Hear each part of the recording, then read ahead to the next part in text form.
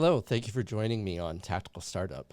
This week, we're going to be talking with Brooke Lively. She is the CEO and founder of Cathedral Capital, a team of CFOs and profitability strategists who help entrepreneurs turn their businesses into profitable companies. After earning her MBA in investments and corporate finance, Brooke built a seven-figure company in under 2 years. As a chartered financial analyst, CFA, she and her team work with Hall of Famers, Inc. 500 businesses, CEOs, and small business owners with expertise in growth and management, creative problem solving, and profitability strategy. Brooke has been named top 25 women to watch, 2016-2020 Diversity Journal, Women Worth Watching, and Fort Worth's 2016 CFOs of the Year. She's a highly regarded international speaker and the author of several books, including an international bestseller. Brooke has been featured in international media, including CNBC, Forbes, U.S. News and World Report, Fort Worth Business Press, and Authority Magazine. So I'm very excited to have Brooke on here, and let's get started, shall we? You're listening to Tactical Startup, a podcast dedicated to building amazing businesses. I'm your host, Taylor Darcy. In this podcast, we explore ways to innovate, improve, and level up your business through sales, marketing, automation, and business planning.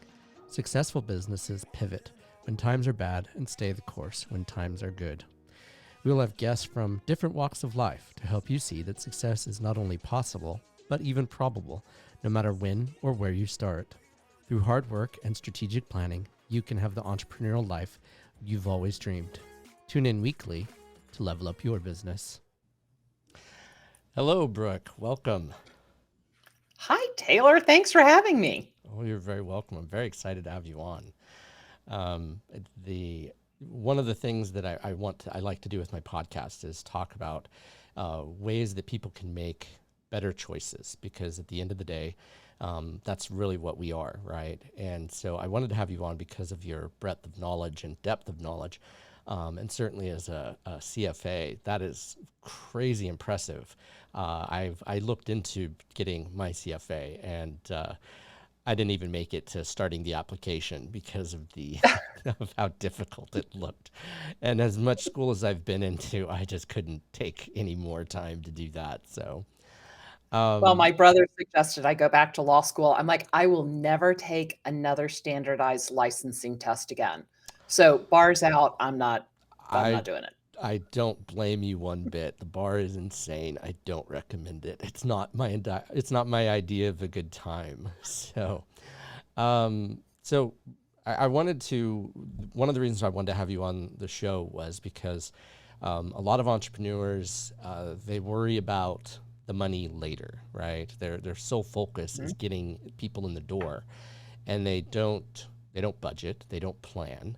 And so what I wanted to do is talk with you and help people see the benefits of planning rather than just kind of flying by the seat of their pants. So kind of share with us what it is that what you start with. How do you begin the process? Wow, that is kind of the ultimate of an open-ended question there. I guess where it starts is most people start a business because they're passionate about a product or a service. And so they start this business and all of a sudden they get into it and they realize that the business, that the financial is a big part of it. And what really frustrates me more than anything else is people devoting so much time and so much energy to a business that doesn't make money, that does not give them enough money to live the life they want to live. I mean, that's why we started a business, right? Right, right. So that we can have that freedom and that autonomy and that control. Yeah, And all of a sudden, you don't have that. So, right, I think the biggest thing that we look at is profit. How much is your profit and right. how much are you as the owner taking in total owner compensation? So have you do you prescribe there's lots of of theories out there as far as, how like profit first. That was the one I was getting at. Yep. Is that a particular one that you recommend or to start with, or what's like if you're getting down to the brass tacks, like where do you begin with an entrepreneur when you sit down, or a startup business owner, and you sit down? Okay, so now you've decided you actually want to work on your money rather than just kind of hoping for the best. Where do you start? What's your first thing that you do? So, by the way, you talked about profit first, and we love profit first. Mike Michalowicz actually wrote a quote for my books. So, Nice. yeah. So I'm a big believer, and I'm a big fan of Mike M, as we call him. Um, I think the most important place to start is with your cash. Find your true cash balance, which is not, by the way, what that handy dandy little app on your phone says it is. Your cash balance is actually the amount of money that your bookkeeping system says you have. So whether it's QuickBooks or Zoho or all the other options, um, people forget about float. I got in a call from a company. It was actually an oil and gas company. They were doing about between, I think, $6 or $7 million a year in revenue. They had 40 some odd employees, I think, and they didn't know how much cash they had. So they would pull up the app every time they had to write a check, and they would go walking through the office asking the other partners, "Have you written a check that hadn't cleared yet?" Trying to figure it out. And I'm like, "Guys, we got to get you some software. You all Right. need to do this." And they were Right. like, "Oh my God, it's a revelation. We actually know how much money we have now."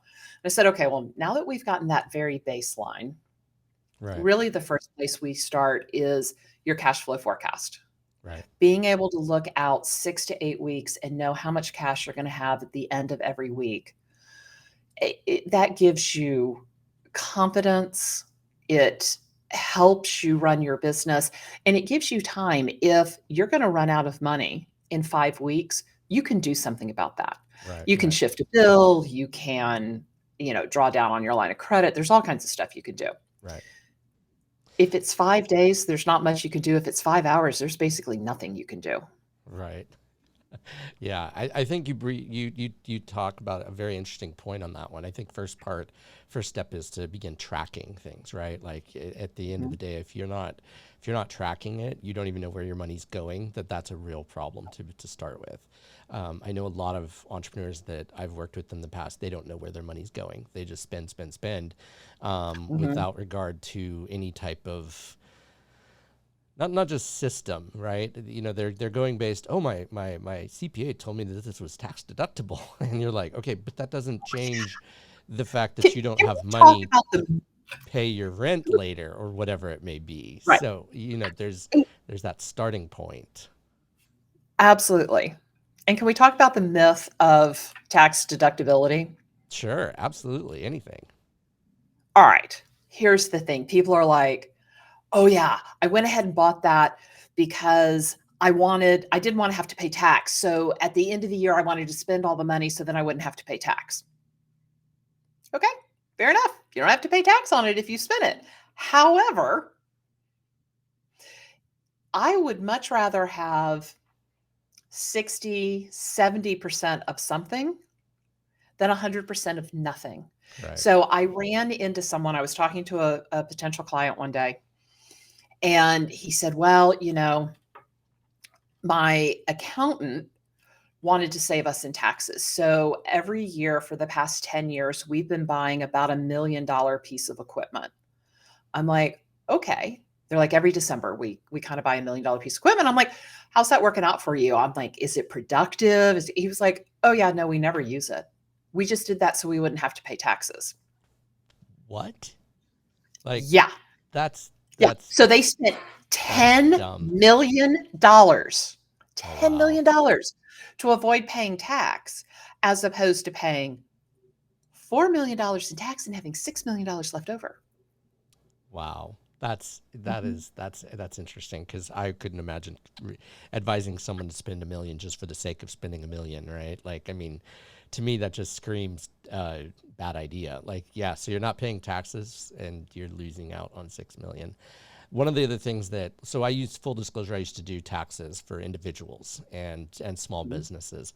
And one of the things that people would be like, oh, if I, write off all of this income, I don't have to pay taxes on it, which is great. Except for then when they would try to go get a loan with their income, to the There was a IRS, you pickup. look like you make nothing. And to the bank, you look like you make nothing as well. And Mhm, so then you're like, well, I can't get a loan because I've made nothing. And they're like, mhm. but I have income, right? So I can't get some additional capital if I need it, or I can't get a credit card if I whatever it is, simply because Yeah, they've deducted everything, which is what, people say.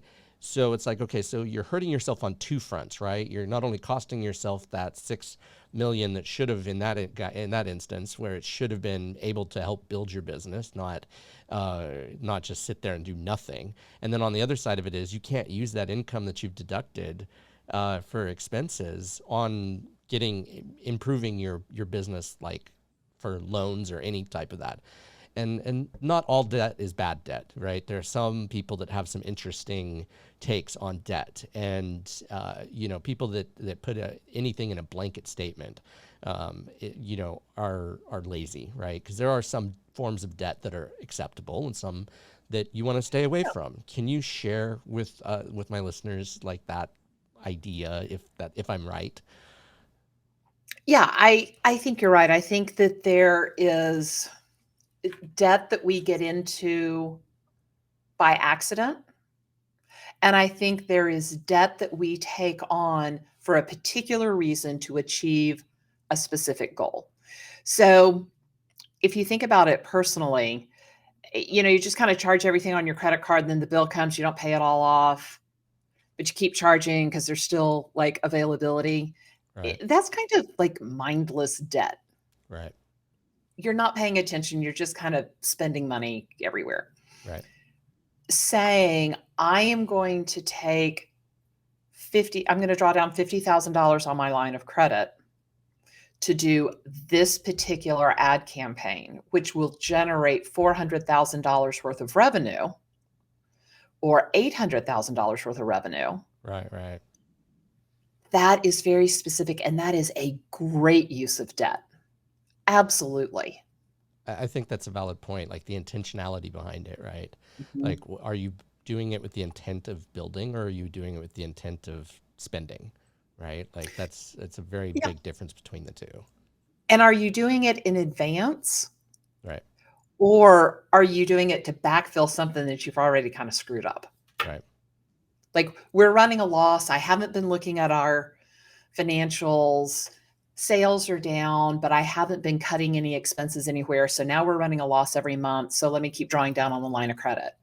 right, No, let's cut the expenses. Let's be proactive instead of being reactive. right. Um, have you seen the new? There's a show out right now called We Crashed. Have you seen any of that? No. Is it like fascinating entrepreneurs who crash their businesses? Well, it's about WeWork and Adam Oh, Newman and what he did with WeWork. And it's fascinating to listen. I don't know how accurate it is. I know that Adam Newman and that whole thing was a big, craziness. yeah. But I didn't know the details of it. So I'm not sure if the show is accurate, but it's interesting because he talks about how he goes into absurd, crazy long leases and crazy terms of his lease. And you're just sitting there going, like, as a business owner, you're like, this is a bad idea for everybody. You just have to, yeah. And his mantra is spend your way out of debt. And like you're shaking your head. You're like, look, I'm all for growth. I'm all for maximizing your income and maximizing your profitability. But at the end of the day, there's certain things that are unsustainable, and that's one of them, right? You can't spend your way out of debt because eventually it catches up to you, and you Well, end up and in a Ponzi scheme. Either one. well, yeah, that's true. But that goes right along with that one that, I was in retail for a while and we had the mantra sales cures all. Yeah, And there's so many people that think that if I yeah, just sell more, it will all be okay. Here's the problem. If you're mispriced, yeah, the more you sell, the the deeper the hole you're digging. Right.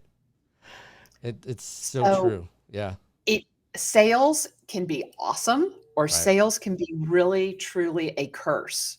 Yeah. Well, and I think especially if, you can only go so low, right? Like a sale is meant to typically, in my experience, is meant to revitalize inventory, not as a actual like you're trying to get stuff off your shelf that's costing, as Oh, opposed I to just meant yeah. like any sales. Oh, Like right, just right. go out and not put it on sale, but just go out and sell. Oh, gotcha, gotcha. Okay, I see what you're saying. I gotcha. Okay, Yeah. perfect. So Um, you want to know the most creative thing I ever learned sure. about so I'll run into people and I'll be like, we're not making money on this particular product. We need to raise the price. They're like, no, no, no, it's my loss leader. It pulls them in. I lose just a little bit of money on that, but they ultimately spend all this other stuff. Right. So Walmart, who has a gajillion people watching every nickel and every bottom line, Yeah. went to, I guess it was Johnson and Johnson, and said, we can't carry Pampers anymore. We lose too much money on it.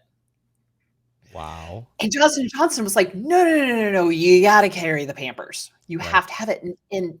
They're like, "So you either have to cut our price Right. so that we can make some money on it, or we can't handle it more." And Johnson& and Johnson said, "Just wait. Give us a little bit of time." So they went back and they researched, and they looked at the way Walmart customers spent money, Mm-hmm. whether they paid cash, check, or credit card. They looked at the way Walmart distributed their product. And Johnson& and Johnson came back and said, "Okay, here's the deal. We're going to sell you the diapers at the same price. You're going to sell them at the same price. You're going to lose a little bit of money. However, we are going to sell you the diapers on 30-day terms. Mm. We're going to ship you diapers every single day. Oh, wow. We're going to give you 30-day terms, and you collect your money within 3 days from the client. So you can sit on that and make interest for 27 days. And that Hmm. interest outweighed the loss on the diapers and made them a break even to slight profit item. Wow. Isn't that the coolest thing you've ever heard? That is a good that's creative. I like that. I like that because I've heard It's other things totally about Walmart that like yeah, they're kind of like the mafia when it comes to like pricing and stuff like that. They'll do that but with other people and they won't bend or they won't say, "Hey, make do this." They'll just have to cut their prices and it's a little scary when you're like, "Okay, is it cool that a company is doing that?" And generally I would disagree, but I mean, I get you want to maximize your profit. Absolutely. That right. is, that's a given. Like And Costco does that with their chickens, right? That's their loss leader in Costco. yeah, and they're Also, always they're way back to the store. exactly, and that's why they put like stores put milk in the back of the store, right? Because people go to the Yeah, back to get the milk and they spend money on the way. Like you never go in and just get milk.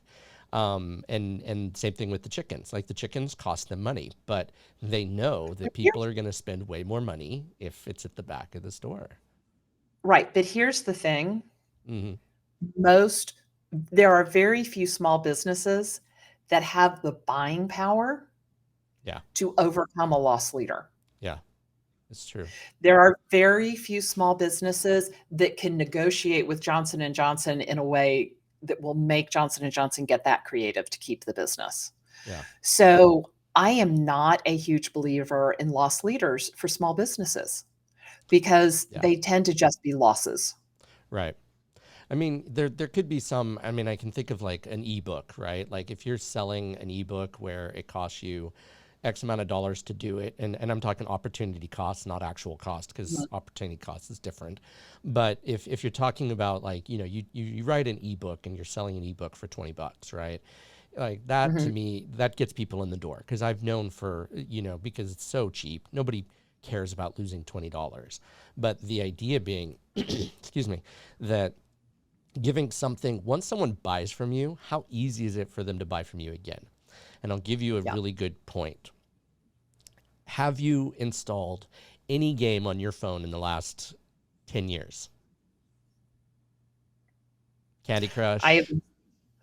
no, I've Okay. installed 2 games, neither of which I paid for, and no, I never do the upgrade. Okay. So there's an I'm the arg anomaly, and I don't have children that are demanding to buy a game. Okay, So, so what they do is this is a brilliant idea. So the apps now have like all in-app pricing. For the most part, you don't buy an app anymore, right? You just buy right. you just buy something within the app. And what a lot of the apps will do is they'll get you on a 2.99 something or a 99 cent something.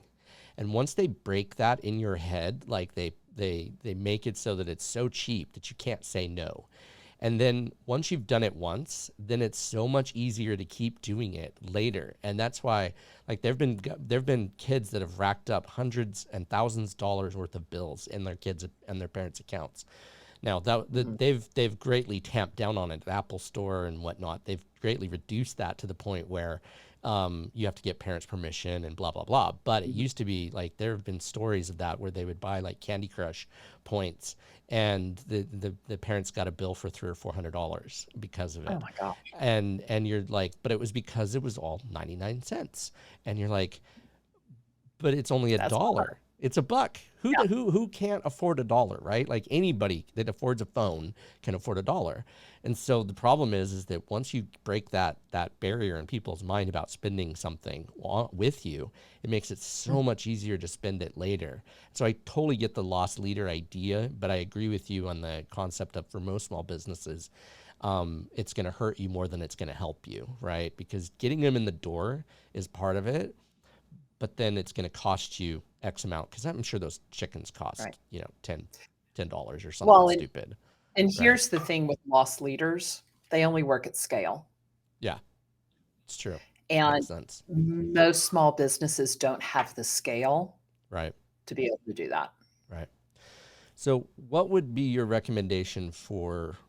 Because you can only cut so much, right? Like there's a bottom level of expenses that you can cut to get to, right? To generate to do your business, right? I mean, Yeah, granted, I've talked and I've mentioned this on my podcast and my live videos before that, you don't need a lot to get started. If you really want to do something, you can find a way to do it. Whether it's writing it on a napkin, I mean, there's a pen at the grocery store you can borrow for a period of time if you can't afford a pen, right? There's ways to get started without spending a lot of money. But once you've reached a certain point, and then as attorneys, I have basic needs, right? Right, like I have things that I need to purchase in order to grow, like especially when it comes to like just something basic like email, right? Because I need security on my mhm. email that you just don't get with freebie stuff, and so that costs money. But once you start eliminating expenses, what is the best way to maximize profit after that? It's really all about your pricing and your people. So we believe in the rule of thirds. Okay. One third of your gross profit. So let's be really specific. If you're selling a product, Right. so this is after cost of goods sold. If you're a service-based business, you really don't have cost of goods sold. So it's Right. just your revenue. Right. One third goes to the people doing the work, Okay. one third goes to overhead, and Okay. one third should go to profit. So that relationship between the amount you're paying your people and especially in service-based businesses, the amount at which you're selling their time. Right. So if you have an employee that you're paying $100,000 a year, we're going to use really easy math. Right. They should be billing and collecting between 300 and 500,000 a year. Okay. And it's that relationship, making sure that you've got their billable rate at a place where they have the ability to collect that their billable rate is at a place where they are able to work enough hours to do that. Your Right. collection rate, your collection procedures are in place to be able to collect that money. But it's that relationship that really drives profit, especially in service-based businesses, but also in product-based businesses too. After that cost of goods sold, you've got to control that margin, that gross margin, and then from there, are you spending money where it's appropriate? Right.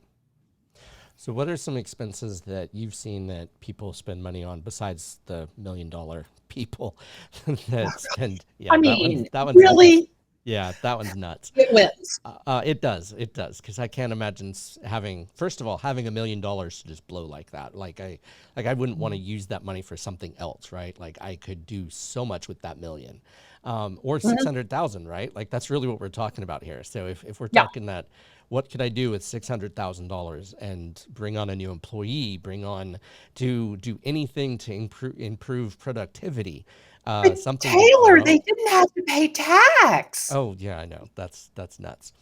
Um, that just blows my mind. Like seriously, like I can't imagine spending that kind of money just for the sake of saving. I mean, I'm all for saving money, right? Like taxes especially, because no one wants to pay more taxes than they have to. Like you'd rather get something out of Yeah, it. but But you know what, that's Taylor? absurd. I I love it when our clients pay giant tax bills. It makes me so stinking happy Okay, I'll because it bite. means they've made a shit ton of money. Nice. Okay. I can get on board with that, right? Like I can get on board with that. That makes sense. Yeah. I guess. And I think if you frame it in that perspective, I think that's a valuable perspective, right? As opposed to the people that are struggling, they're not paying taxes. Sure, great, they're not paying taxes, but they're also spending $1 million on something that's worthless. Yeah. And they're losing out on that 600,000 or 6 million over that time period, that they're not. So Or yeah, or like you said, you were talking about, running everything through your business, making, everything's a deductible expense. I was at an EO meeting, entrepreneurs organization, yeah, and someone was standing up and he was telling this story, and it was about it, trying to get a mortgage. And he went to the mortgage broker, and he's got this really successful business, and so he gave all the stuff to the mortgage broker, and the mortgage broker called him back and said, "You don't pay any taxes, do you?" The guy's like, "No, isn't that my great? accountant is so stinking awesome, and they like figure out how I don't pay any taxes." And the mortgage broker said, "Yeah, you're the poorest rich person I've ever met, and I can't give you a mortgage because on paper you can't afford it." Yep. So it looks like you either run the mortgage, like, yeah, how do you buy that then? And I dealt with that The too. answer was no, you Yeah, can't buy a new yeah, house. exactly. Oh, I and dealt by with the that way, too. it's going to Yeah, take 2 years of tax returns yeah, because you got to have 2 years of good tax returns to yeah, solve that problem. yeah. Yeah, it's true. It's true, and that was the obstacle that I ran into with when I worked. I worked in real estate loans and stuff like that, and we ran into that similar scenario, right? Yeah. And my parents were entrepreneurs as well. They were business owners, and they would do the exact same thing. And every year, it was like, so you're looking good. You're not paying taxes to the IRS, but you're also not getting the benefits of having that income. Yeah. You can't have it both ways. You can't not pay the taxes because you're deducting everything and then also using that as income, right? Because otherwise you're effectively zero. But I mean, people use pass through taxation, because I work with a lot with LLCs and corporations, S corps, and stuff like that. And pass through taxation is one of the benefits of those, but I'm not sure how well they use it, right? Like how appropriately they use it. They use it typically like that. So I wanted to dive a little bit more, like as far as what made you go on this journey. What prompted this? Because every entrepreneur that I've ever met, or every person that works with entrepreneurs, has a reason why they are what they are. Right? Like you became CEO and CFA and got your MBA in this, and you did it with an intent for some reason. Tell me about that reason. I'd love to hear it. I think that a lot of people end up, it, I think for a lot of people, it's accidental. I had a plan when I was in high school, and it was very specific. And the plan got blown up and thrown out the window and lit on fire, the whole 9 yards. Yep. And so I really kind of operated without a plan. And I went back to school at 30. I went back to grad school at 35 and got my MBA and I got a double MBA, corporate finance and investments. I started the CFA program. When you've got an investments MBA and a CFA, you go work for a hedge fund, right? I went and Yeah. worked for a hedge fund. That's what you're supposed to do. Yep. And my father, who liked to shed his partners every 7 to 10 years, shed his partners. And for the first time in about 20 years, lost his office manager, practice manager, whatever you wanted to call it. And so he told me, he's like, I need you to help me start this new firm. Hedge fund was like, you're an analyst. We don't care if you're in Dallas, if you're in Fort Worth. We don't care where you are. Just crunch the numbers. So I spent 2 days in Dallas, 3 days in Fort Worth at my father's office. And I set up his law firm and helped him grow it. And quit working at the hedge fund because I didn't actually love that, even though I was supposed to. Right. And was running my father's firm and ran it in a different way than most law firms get run. And I was working with a consultant, and his clients started coming to me and saying, can you do for us what you're doing for your family? And that was when I really realized that especially well-educated people like attorneys and doctors, people who have gone and gotten professional degrees, have so much knowledge about their, about the law or about medical or whatever it is. But school doesn't teach them how to run a business. And so many of them were running their own businesses, and it was so hard. And I'm like, it shouldn't be so hard, and you shouldn't have to do it by yourself. And that's why I started this. It's to help those people overcome their lack of education. Because, I mean, Taylor, you've got better things to do than, studying finance books. Right. You need to go out and practice law. You need to go out and do those things that you love doing and leave stuff like this to other people. Full disclosure, I do have an MBA in finance as well. Ah, I didn't realize that. Okay. That's okay.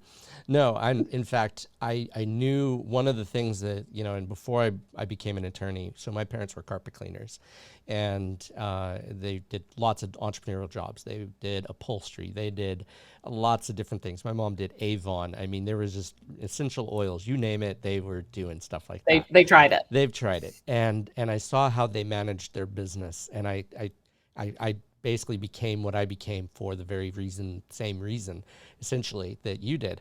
And a lot of it, they floundered not because they didn't have a good product. Like, their product was excellent, highly regarded, top-notch product, carpet cleaning. They just mismanaged it, right? They didn't know what they didn't know.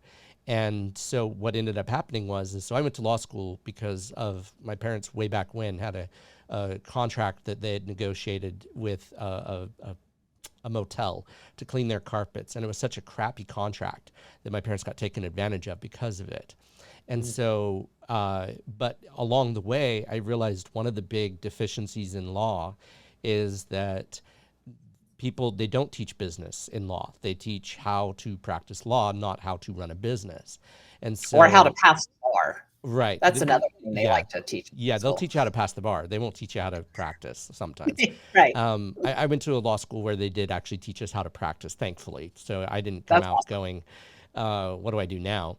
But I realized that for the same reason that you did, was that so many law firms, they get to be partner not because they're good at managing, but because they're good at practicing law.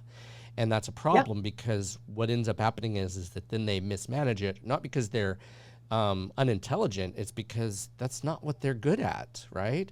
And sometimes the employees make the worst managers in the entire world because they are so good at being an employee that they're terrible at running a business. And it's not because they're terrible people, it's because they're terrible at running a business. There's a very big difference between being an employee and running a business.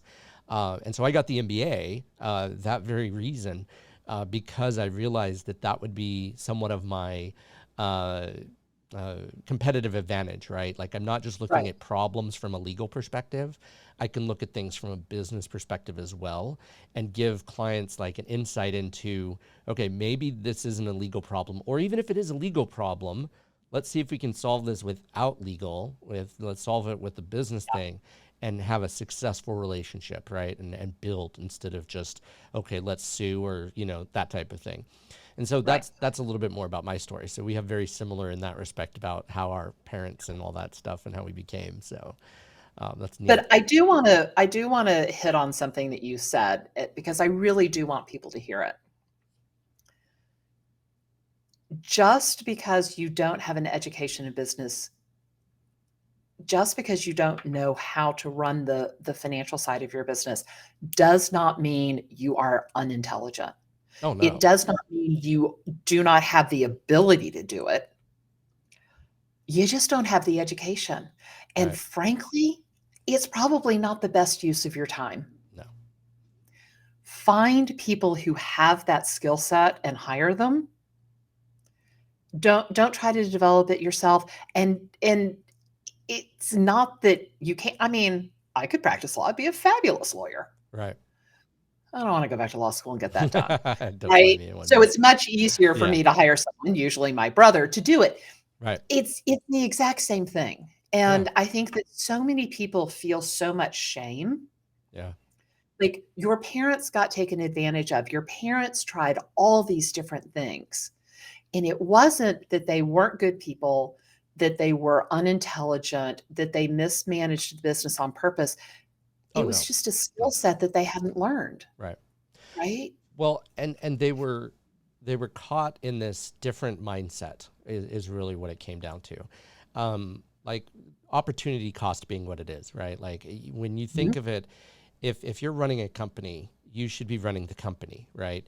That's why in larger companies they have inside counsel. That's why they have CFOs. That's why they have these different positions because that They have CEO. professional managers of those Exactly. different things. Exactly. And that's the difference is because if you're working so much in the business that you can't work on the business, and I know that gets said a lot, there's a lot of cliche around that. I'm not going to go into those details, but if you're working so much in the business that you can't work on the business and you can't like come up with goals and ways of achieving those goals, that's a bigger issue, right? Because you're never going to get ahead. You're always going to be catching up. Yeah. And so, but it's also like, what would you rather be doing? From my dad's perspective, he was a great carpet cleaner, and he was a great. He did the best spot dye you could imagine, and he did best red stain removal you could ever do. The problem is that when you get older, eventually you can't do that stuff anymore. It gets hard to So crawl around on the it floor and get that done. it is Yeah, exactly. and I think that the way the world has developed and the use of technology, there are professional managers out there. Yeah, And most small companies don't think about the fact that they can buy those on a fractional basis. yeah, You don't have to have a full-time CFO. You can get a CFO for a very reasonable rate if you get a fractional one. You don't yeah, have to have a CMO, a chief marketing officer. You don't have to have somebody in-house doing your SEO or your pay-per-click or your social media. You can hire a fraction of a person. You can right, hire them for a few hours a day, a week, a month, and get that. So I think it is really take advantage of the technology and what it is enabling us to do to actually buy the expertise that you need. right. And look at it as an investment. That's one of the big things that I found was a lot of them look at it as oh, that's another expense I can't afford, right? Like they look at legal and they say, oh, that's just expensive. And the last one of the last contracts that I've helped to negotiate, I saved him from making a $50,000 mistake. Yeah, And if that's a better return on investment. My fee was a better return on investment than the stock market, okay, by a lot. absolutely. And it's like, okay, so you pay me, and I'm just using a number. I'm not saying this is what I charged him. I can't say that, but like 10%. You pay me 10% of that of what it was going to be, and I saved Mhm. you $45,000. Okay, so at that point, you have to say that's a dang good investment, because Yeah. what other investment can you basically 40 times your thing, and or 10, whatever number, you know what I mean. The About point 10 was, minutes. yeah, that's what I meant. Yeah. But there's very rare, those are very rare things. And so people look at especially professional expenses as, oh, that's too expensive, right? Even at the base level, they try to justify to rationalize it. But when you're talking about like with what you're doing and helping them maximize their profits through cash flow and being able to stay in business because they are managing cash flow, which as an entrepreneur and business owner myself, cash flow is the biggest pain in the world of what I have to deal with on a regular basis because of the infrequency. I'll have months that just blow out of the water, and then I have months where I'm sucking air, and it's just it is a real challenge. And so being able to say, okay, let's level out those peaks and those valleys, so that we get a more consistent, more upward trajectory spend and cash flow is where you want to be, and I think that's a valuable to them. Um, Yeah. so, um, any other thoughts, wisdom, things that people that are starting or continuing that you think would be like, what's your joie de vivre? What's your thing that said that you love to tell people because it helps them the most? Get paid for what you do. I Oh, think amen. that profit first, Mike Michalowicz took the basic P&L equation, Right, revenue minus expenses equals profit, and he turned it on its head and said revenue minus profit equals expenses. And, it's that old adage of pay yourself first. yeah, You got to figure out how to do it in such a way that you get paid. right, And if you can't figure out a way for you to get paid the money you need to live or want to have, right, then this is not the business for you to have. right. Yeah, I think that's I think that, and to add to that, I think like attorneys are notorious. Like there was a guy, I kid you not, that he had billed somewhere in the range of $150,000 for the year, which was, Mhm. not crazy, but that's not a small number. He Yeah. collected 25,000 Oh God. because he wouldn't collect. Yeah. He wouldn't he if people didn't want to pay him, he just didn't go after. He didn't seek out ways to collect, right? Like and in law, we have a very challenging, I'm not even going to go into that because it's not worth discussing. But so many people don't collect, right? Like they don't do the next steps to get their money. And I think so it's Well, it's hold on. it's I got to tell you, Taylor, yeah. AR is created the first time you ever meet a client. It Yeah. is created in the sales call. Yeah. Yeah. So it's not about collecting after it's due. It's about putting things in place when you first meet a client to collect as work is done or ahead of work being done, Exactly. so that if at any point they do stop paying and you don't get fully paid, what you're missing out on is profit, but you have covered all of your expenses. And Sorry, it's a soapbox. I'll get off. no, you're great. That's exactly like we call that in when we're doing contracts. We call that keeping ahead of the game, right? Like Yeah. you set it up so that you get paid 60% of the job before you start, and then Yep. you start asking for money when you're at the 50% mark. So you've got 10% leeway, and then keep that up throughout the project until it's paid off, right? Or until Well, it's and paid in Taylor, full. the other big thing you should do is always take payment timing out of the client's hands. So I um I was visiting my best friend. She lives in Pennsylvania. We'd gone out to dinner. It was Sunday night. We come home. We're sitting at the kitchen table. She opens a drawer and pulls out like this stack of mail. She can barely get the drawer open. Oh my. And she starts opening mail. She's got the trash can next to her. I'm like, Martha, what is that? And she's like, it's about 6 weeks worth of mail. I'm like, holy cow. Like, have you not paid any of your bills in 6 weeks? And let me tell you, incredibly successful. Right. Fortune 500 company, really, really like the second highest ranked woman, like really incredible. It wasn't that she couldn't pay the bills. Right. And she said, no, no, no, all my bills are on auto pay. I'm like, well, what's this? She's like, it's junk mail and one-off bills. So I'm like, all right. So she goes and she keeps opening and whatever. And I say, I'm going to go to bed. She's like, I'm going to go to bed too. And she takes a stack about this big and shoves it back in the drawer. I'm like, whoa, Marth, what's that? She's like, well, those are the bills that need to be paid. I'm like, and you're not going to pay them? She's like, I've done enough work tonight. That is what is happening to most people's bills. Yeah. Unless you are the electric company, the water company, the mortgage, the car payment, unless you are that really steady, going to pay that same amount every month forever that could go on auto pay, Right. Martha is shoving your bill after waiting 6 weeks to open it. She's shoving it back in a drawer to be paid God only knows when. Right. Always take payment timing out of the client's hands. You always need to be in control. You always need to have their credit card, and you always need to be authorized to charge it at the appropriate time.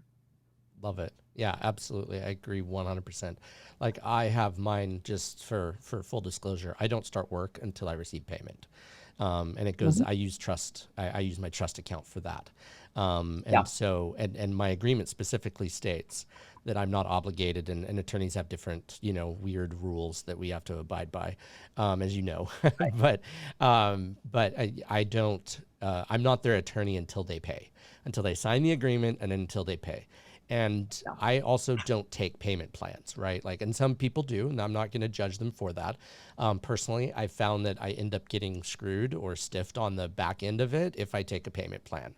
And so, and people have repeated to me and said, and I agree with this, I'm not a bank, right? Like, if you need Yep. to get money for attorney services, I understand I'm not cheap. I understand that. I'm not suggesting I am. But if you need help with that, a couple of things. Number one, there's things called banks and credit cards, and I take all of those. And number two, if your family won't loan you money in the case if you need legal services, why should I? And Yeah. I'm not trying to be the heartless. I have a heart. Absolutely I have a heart. But if I can't pay my expenses and I can't pay my stuff and I can't support my family, well, that's on me. That's not on you, right? As my client, my job is to do your legal work, not worry about how I get paid, right? Because that adds to the difficulty of it. And I think a lot of people forget about that, right? They forget about the people that you pay me means I can pay others, right? It means that I can help others. If you don't pay me, then I go out of business, and then what? Then you're going to be stuck with companies that charge absurd amounts of money for the same thing. I had a client come to me, and they showed me their contract that they'd had a major law firm, I won't name names, in San Diego here, that had charged them $7,000 for this contract. And I looked at the Mhm. contract, and it wasn't a bad contract. It was a decent contract. And I'm not saying mine would be better, but it was not a $7,000 contract, right? But Right. that's what they charged. Now, I don't know what their actual collection was on it. There's always that factor. They might have said seven, and then they ended up taking five or four or whatever the heck for it. But I looked at that and I went, I'm trying to serve a community because I only do flat rate. That's one thing that Mhm.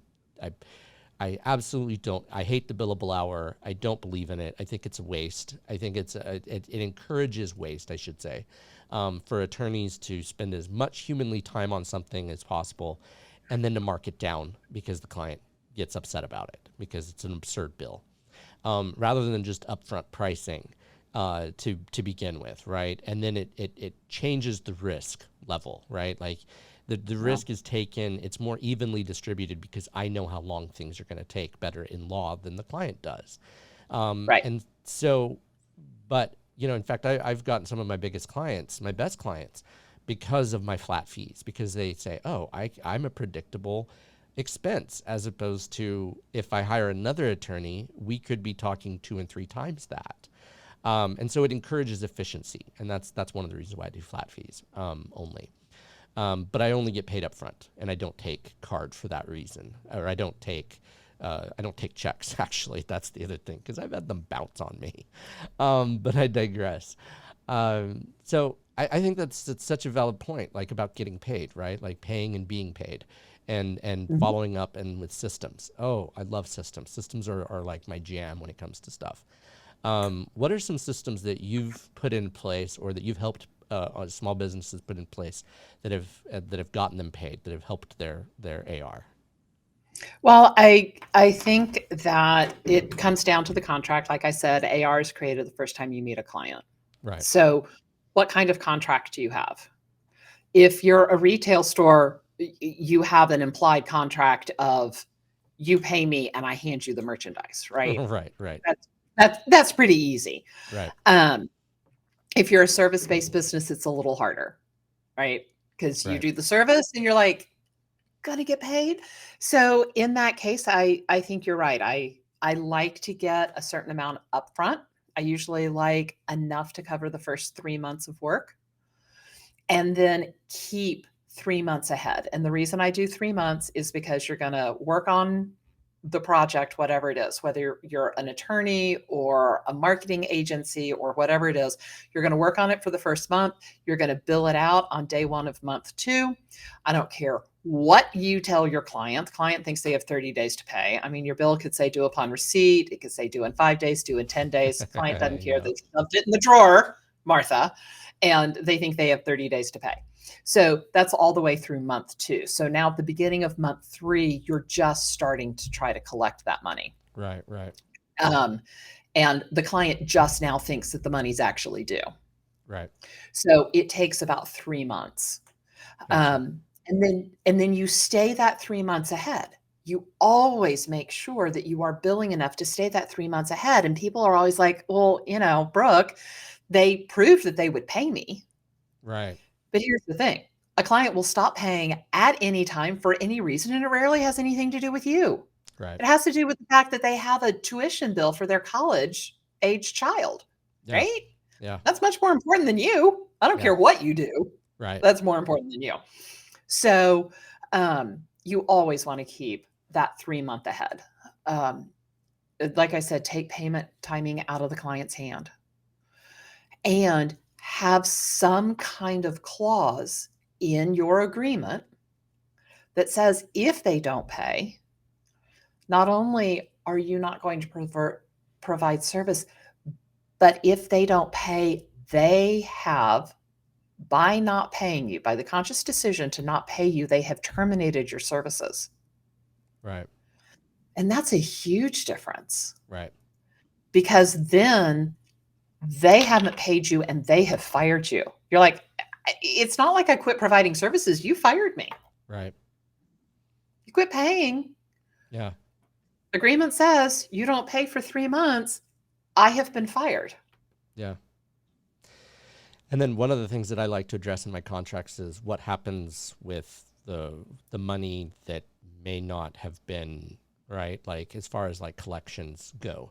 If, for instance, it's always easier for you to return money if for something Oh, that's not earned than it is to try to get money from somebody, right? Like mhm. that's one of the big things I've seen is that people are like, well, I'll get things later. I'll get this, as I go.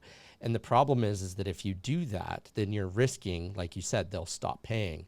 And Yeah, then how do do you keep working for always. free? Right? Like, Yeah, no, always, like, yeah, always, always stay yeah, 3 months ahead. yeah. I like that. I like that. That's good. Stay 3 months ahead. And I've seen all kinds of people treat AR different ways. I've seen people that think of it like the ones that really crack me up are the ones that are like, no, no, no, I don't actually want to collect that yet because if I collect it, I'm going to have to pay taxes on it. Okay. Once again, people, Taxes aren't bad. 60% of something is much better than 100% of nothing. Right.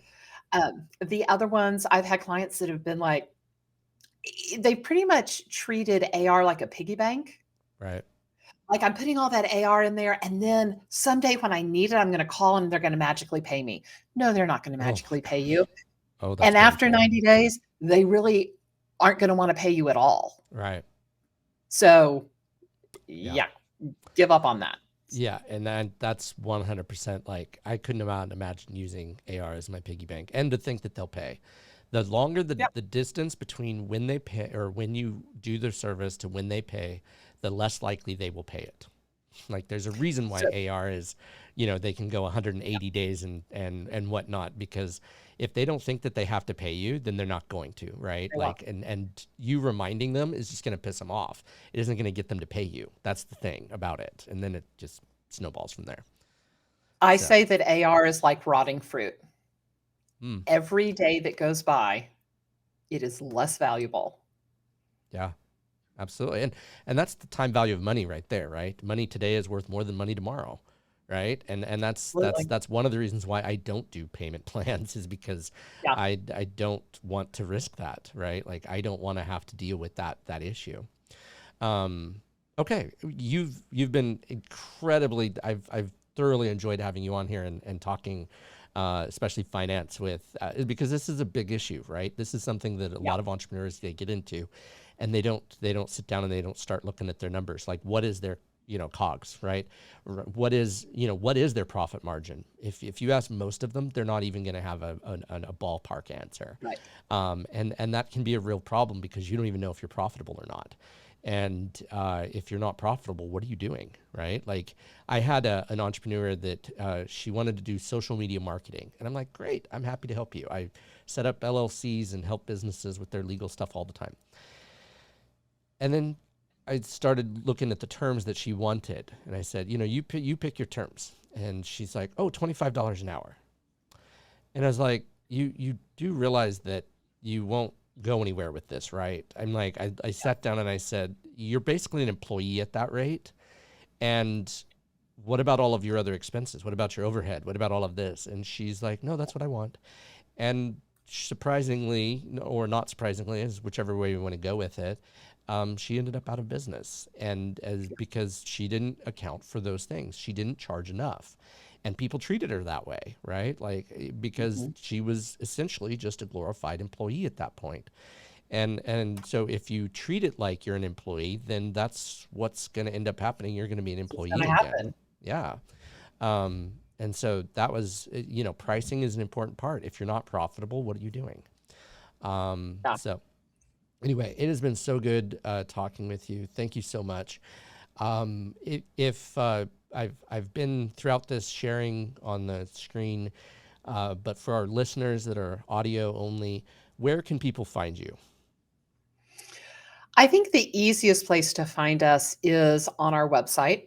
Okay. It's cathcap.com, cathcap.com. But, like every company these days, we're on LinkedIn, Hmm. we're on Facebook, we're on Instagram. Got to tell you on that one, I'm like, really? What are you going to do? Put like pictures of spreadsheets up there?